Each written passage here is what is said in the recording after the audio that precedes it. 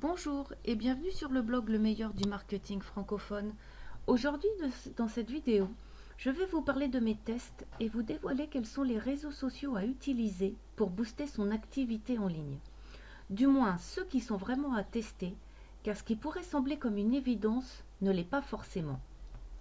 Tout comme beaucoup de gens qui débutent sur Internet, j'ai été du genre à sauter un peu sur tout ce qui bougeait, ce qui a encore été une erreur bien sûr, et j'ai vite été dépassée par les événements.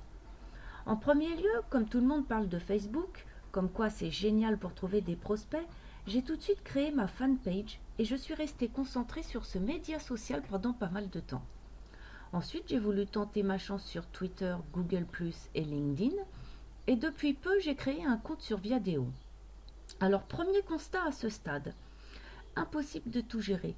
Mon but n'étant pas de passer ma vie sur les réseaux sociaux, il a donc fallu que je fasse un choix.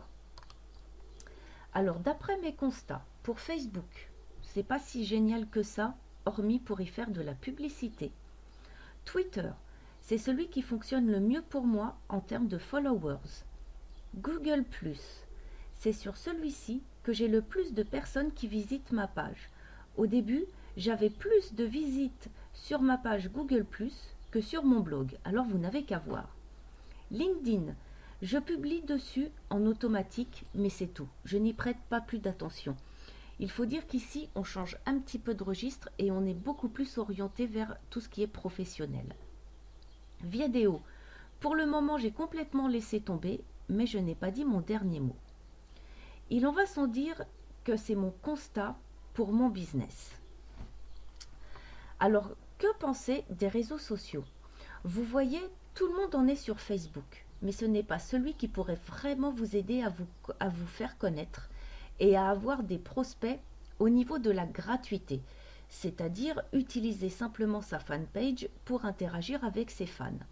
Par contre, y faire de la publicité, ça c'est géant, et d'ailleurs c'est un outil que j'utilise régulièrement. Twitter, je ne l'appréciais pas du tout au début et je n'y publiais que très rarement, mais de fil en aiguille, j'ai retourné ma veste car c'est un réseau social vraiment excellent et on peut rapidement se faire connaître. Google+, je trouve qu'on n'en parle pas assez et pourtant il est à tester absolument. Quant à LinkedIn et Viadeo, je laisse tomber pour le moment. Alors je ne suis pas en train de vous dire de ne pas les utiliser, mais quant à moi, je dirais que pour le moment, ils me sont complètement inutiles. Alors je ne suis pas non plus une experte de tous les réseaux sociaux, et peut-être me manque-t-il des informations, de la maîtrise, qui me permettraient de les utiliser et d'en tirer mon épingle du jeu. Alors que faut-il en retenir ? Comme je le dis régulièrement, tout business est différent.